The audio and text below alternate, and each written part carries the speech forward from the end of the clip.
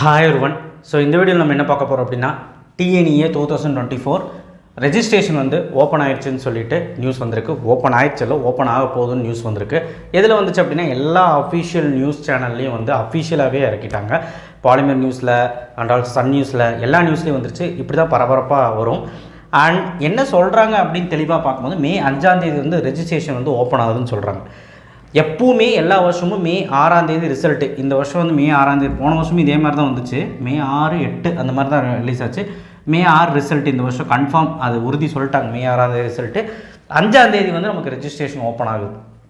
இப்போதைக்கு அஃபிஷியலாக வந்த நியூஸான்னு கேட்டேன். நியூஸ் ஓகே, பட் டோட்டிலேருந்து எந்த இன்ஃபர்மேஷன் வரல. டோட்டுங்கிறது director of technical education. So இவங்க தான் நம்ம கவுன்சிலிங் நடத்துகிறாங்க. ஸோ அண்ணா யூனிவர்சிட்டி சைட்லேருந்து எந்த ஒரு இன்ஃபர்மேஷனும் இன்னும் வரல. பட் டென்டேட்டிவ் டேட் கரெக்டு தான். இப்படி தான் 5 தான் ஓப்பன் ஆகும். அண்ட் மே 5 இருந்து ஜூன் ஃபஸ்ட் வீக் வரைக்கும் நமக்கு அப்ளிகேஷன் ரெஜிஸ்ட்ரேஷனுக்கு டைம் தருவாங்க. 1 மாதம் டைம் தருவாங்க. சரிங்களா? ரெஜிஸ்டர் பண்ண சர்டிஃபிகேட்டில் அப்லோட் பண்ணுறதுக்கெல்லாம் 1 மாதம் டைம் தருவாங்க. பார்த்து எல்லாமே ரெடி பண்ணி வச்சுக்கோங்க. எல்லாமே நம்ம சேனல்லே போட்டிருப்போம் என்னெல்லாம் தேவைன்னு. ஜூலை 2nd வீக் தான் என்ன வருமானா ரேங்க் லிஸ்ட் வருமா.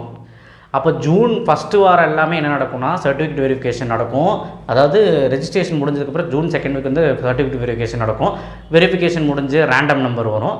ரேண்டம் நம்பர் முடிஞ்சப்போ கிரிவரன்ஸ் ரீஅட்ரஸ்ன்னு சொல்லுவாங்க. அதாவது ஏதாவது பிரச்சனை இருந்ததுன்னா டிஎஃப்சி சென்டரில் போய் அணுகி பேசிக்கலாம். டிஎஃப்சி சென்டர்னால் டிஎன்இஏ ஸ்பெஷலைசேஷன் சென்டர், உதவி மையம். உங்கள் வீட்டு பக்கத்துலேயே பார்த்தீங்கன்னா அமைச்சு தருவாங்க. நீங்கள் ஆன்லைனில் பதிவு பண்ணும்போதே பார்த்தீங்கன்னா அந்த எந்த டிஎஃப்சி சென்டர் வேணும்னு கேட்கும். அதை நம்ம கரெக்டாக கொடுத்தா போதும். வீட்டு பக்கத்துலேயே அமைச்சு தருவாங்க. ஸ்கூல்லையோ இல்லை காலேஜஸ்லேயோ இருக்கும். நீங்கள் போய் இது பண்ணிக்கலாம். அங்கே போய் எந்த டவுட்டாக இருந்தாலும் கேட்கலாம். ரெஜிஸ்ட்ரேஷன் அங்கே பண்ணிக்கலாம், பணம் கட்டிக்கலாம்.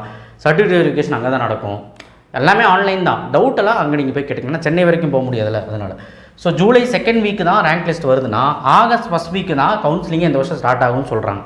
ஸோ செப்டம்பர் 2nd வீக்குன்னு நம்ம சொல்லியிருந்தோம் காலேஜ் ஓப்பன். எனக்கு தெரிஞ்சு இந்த தடவை 2nd 3rd வீக்கெல்லாம் ஆயிரும்னு நினைக்கிறேன்.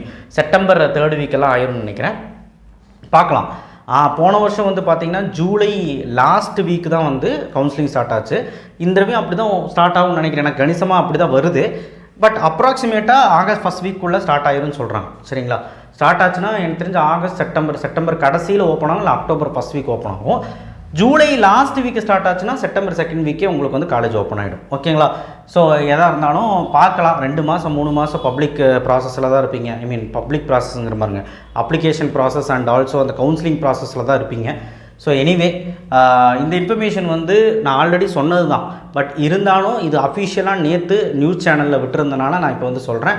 அண்ட் ரொம்ப முக்கியமான விஷயம், எல்லா ஆவணங்களும் ரெடியாக வைங்க. ஃபஸ்ட் கிராஜுவேஷன் டவுட் கேட்டிருந்தீங்க. டிசி இருந்தால் தான் சார் போய் வாங்க முடியும் அப்படின்னு கேட்டால், DC and 12th mark sheet கேட்டாங்கன்னா ஒரு பிரச்சனையும் இல்லை. நம்ம ரிசல்ட் வந்த உடனே 2 நாள் கழிஞ்சு அவங்க தருவாங்க. ஸ்கூலுக்கு வர சொல்லுவாங்க. அப்போ நீங்கள் வாங்கிட்டு போயிட்டு ஃபஸ்ட் கிராஜுவேஷனுக்கு அப்ளை பண்ணாலும் 10, 15 நாள் 20 நாளில் வந்துடும்.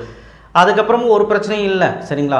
வேறு ஏதாவது இன்கம் சர்டிஃபிகேட்டு, இந்த முக்கியமான கம்யூனிட்டி சர்டிஃபிகேட்டு இதெல்லாம் இல்லைனா சீக்கிரமாக ரெடி பண்ணி வச்சுருங்க. ஓகேவா? தேங்க்யூ. ஷேர் பண்ணுங்கள், சப்ஸ்கிரைப் பண்ணுங்கள், மறக்காமல் பெல் ஐகானை ப்ரெஸ் பண்ணுங்கள். நெக்ஸ்ட் வீடியோவில் சந்திப்போம்.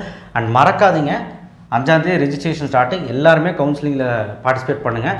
யாரெல்லாம் மெடிக்கல் கவுன்சிலிங் போகிறீங்களோ இல்லை பேராமெடிக்கல் போகிறீங்களோ, மேக்ஸ் படிச்சிருந்தீங்கன்னா, மேக்ஸ் பிசிக்ஸ் கெமிஸ்ட்ரி இருந்தால் eligible for this counselling. So நீங்கள் நிறைய பேர் டவுட்டு கேட்டிங்க. ஒரு கவுன்சிலிங் போட்டு இன்னொரு கவுன்சிலிங் போட்டுக்கலாம். அதெல்லாம் தப்பே இல்லை.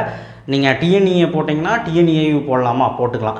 சரி, டிஎன்இஏ போட்டுட்டு பேராமெடிக்கல் போடலாமான்னு கேட்டால் போட்டுக்கலாம். அதெல்லாம் ஒன்றும் பிரச்சனை இல்லை. எதில் கிடைக்குதோ அதில் போய்க்கலாம். அதை பற்றி டீட்டெயில் நம்ம பேசுவோம்.